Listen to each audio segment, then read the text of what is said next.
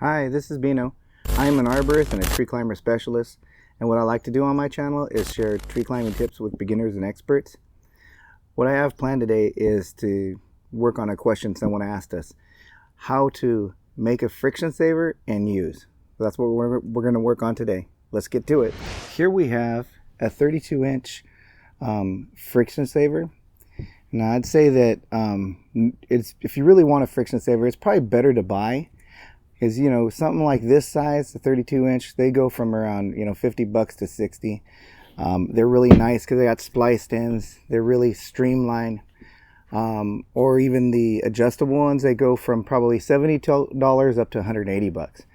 Anyhow, if you have a friction saver, say it's brand new or fairly new, and you ruin the strap, well, that's when, if you wanted to make one, it would be worth it, really. These rings cost about $20 each. So in rings, you'll spend about $40. And then if you were going to go buy brand new parts, it would probably be almost as much as it would be just to buy one. But what I'm going to do today is I'll make them from scratch. I got a couple of arborist rings, and they're rated. Yeah, that's what you want to do. You want to buy the rated ones. So, almost $40 in rings right here. I do have a rope it's one of those ropes where I was climbing and I sliced my line, and so I cut a chunk of my rope off. It's a good rope still. It's a Sterling HTP and it's 11 millimeter. So with one length here, I'm going to make, this is like a 5-foot length, and I'll make a friction saver strap just like this one. And then with this other one, this is about 9 foot of rope here, and I'll make an adjustable friction saver with this one. And I'm going to use this B-line. It's 8 millimeter B-line, and this is about 3.5 feet. And with this, I'm going to make the adjustable part on an adjustable friction saver. So I'll have 2 double fisherman's knots, and then we're going to do like a 2-wrap Prusik. So we'll get to that right now. So here we have that 5 foot of rope where I'll make a regular friction saver. Now these rings are pretty beefy, so I won't need a thimble or anything like that. So what you want to do is to put it in your ring, your rope in the ring, and then you'll just do a regular old double fisherman's bend. And so do that 1, 2, come back around, back into itself. The important part is you want the tail to be the right length, and it's at least 1.5 inches or so with this 11 millimeter line. And I'll make it snug it up. Let me see. So this is about the right length of tail that I want for the double fisherman's bend. And now what I'm going to do is snug it up to the ring. Okay, there we go. Now you can see how this is a little bit more bulky than, say, a regular friction saver you'd buy. Now there's a chance that if you do use this up in a tree, it could get hung up. So that's something you'd want to think about or consider before you make. And also the small ring, just place it in there, and you do the same situation where you make a double fisherman's bend. Oops, gotta get more line. 1, 2. This is a static line, so it's pretty wiry. It's not like a regular climbing line. Let me see. There we go. Sorry about that. There you go. Okay. There we go, and that's about the length I want, and I'll snug that up. There we go. Make it tight. So this would be just a regular one. This is what it would look like. Now if I compare, so it's actually a little bit shorter than the 32-inch. Now you can see the difference in the bulkiness of it.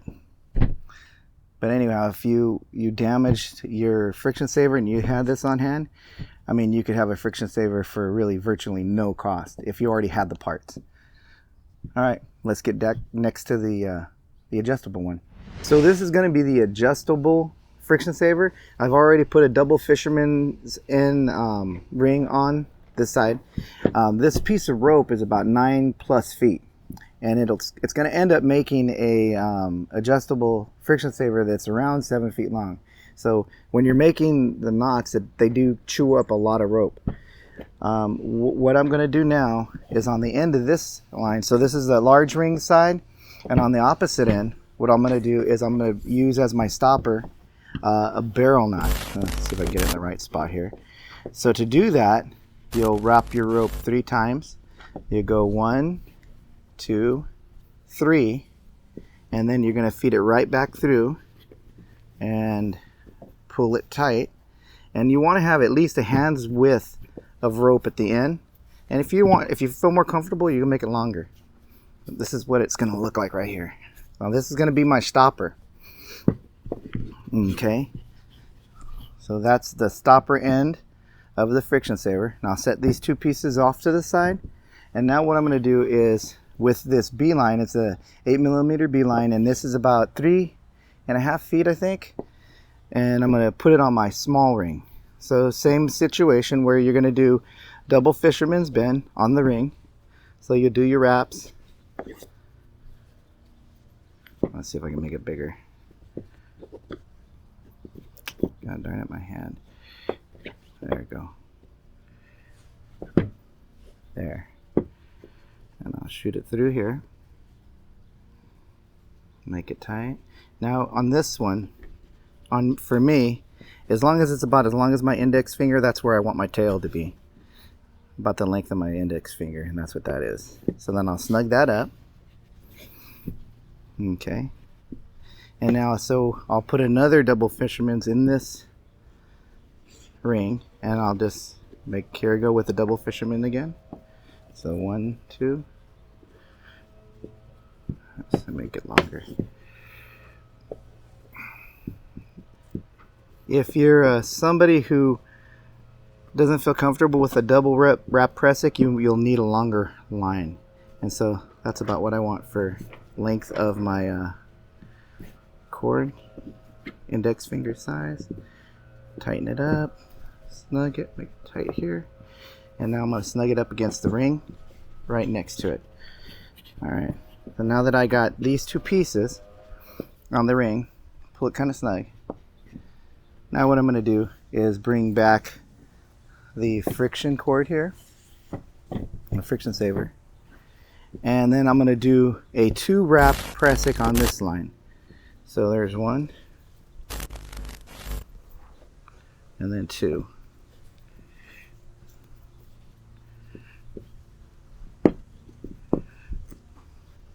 I'm going to get it snugged up there,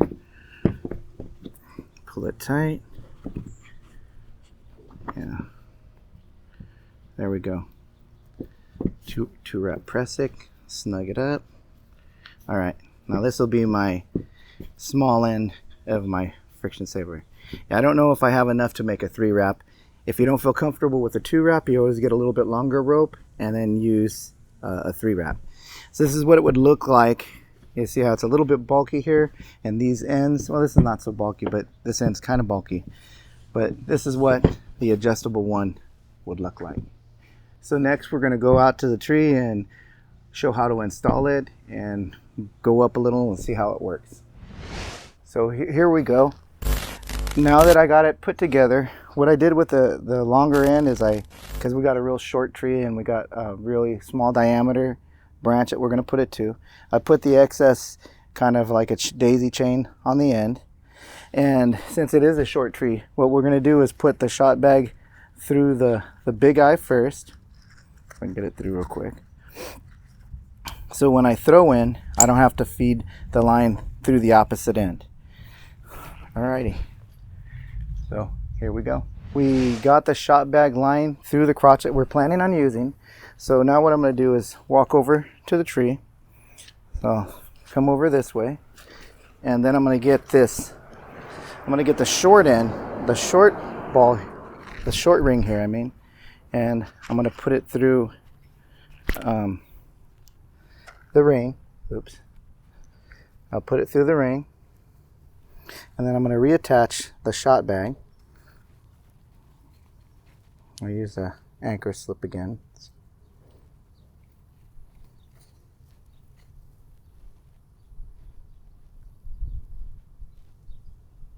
There we go. Okay. So now what you'll do is you'll start getting this end and you'll start pulling it up.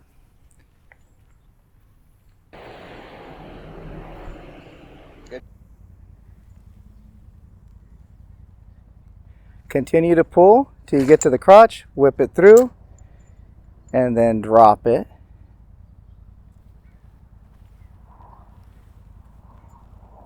Now that we've put the line through the friction saver, sent the friction saver up and put the line through the friction saver, it's time to put the rope through the friction saver.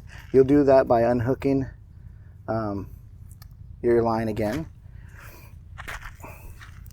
And then you'll do a couple different ways. We like to do a clove hitch and like a half.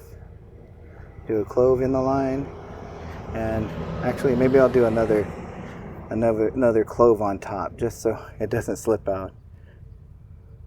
Put another clove on top and tighten it up. So I got 2 cloves in this instead of a half. A lot of times I'll put a half hitch. We've been having a little bit of unlucky day today where our knots have been slipping out. Okay, and then you want to send it up.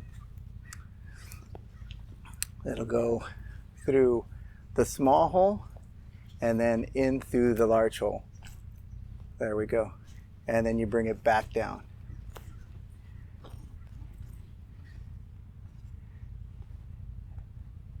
There we go.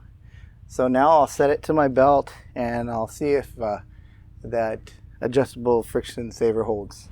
Now that I'm connected, I'm gonna go up there and see how it looks with that adjustable friction saver.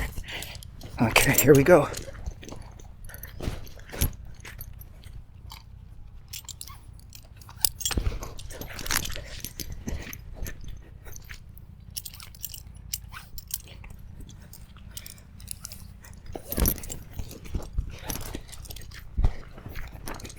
Oh, it actually is pretty smooth with it though, isn't it? Better than being on rough bark.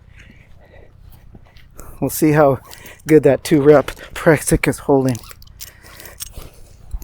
Here we go.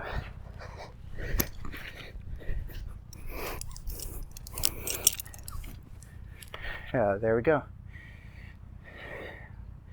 All right, now I'll just go back down.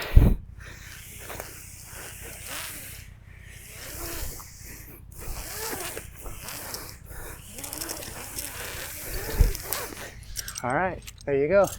Now that we've tested out the adjustable friction saver, we want to bring it down. And we're going to do it by doing it safely where it's not going to bang up against things. So the first thing you want to do is make a little granny knot on your line, just a overhand knot.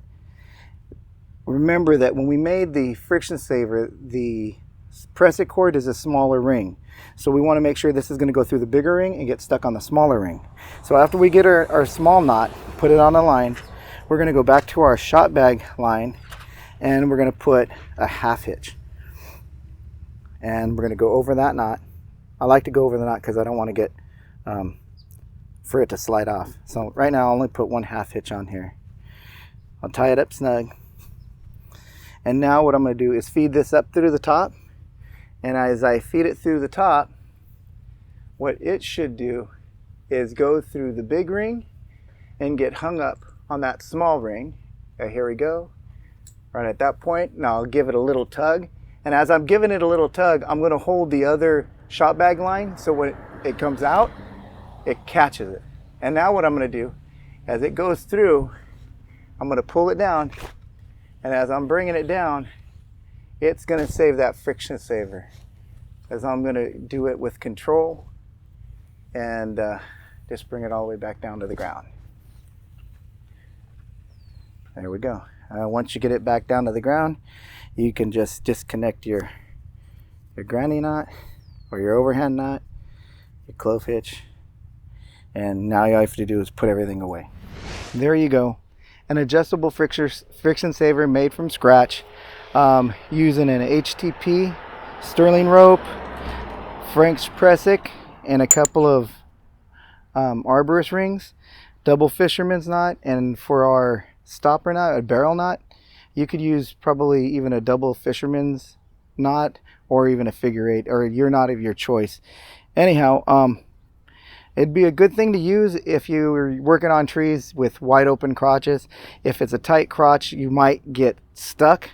I think it'd be a nice thing to make from things that I already have. If I wanted to go out and buy one, I wouldn't just buy all the things and make it from scratch. I think I could probably get a better friction saver for less money than it would cost to make. But if you damage yours and you have stuff on hand, this is what you could do with it. And I think it worked pretty well. Remember that if you're going to do this kind of thing, working trees and learning, do it low and slow. You don't want to get hurt. I hope you guys enjoyed that video. Comment, like, and subscribe. Hit that notification bell if you like what we do. And by all means, share our videos with your friends. All right, take care. We'll see you next time.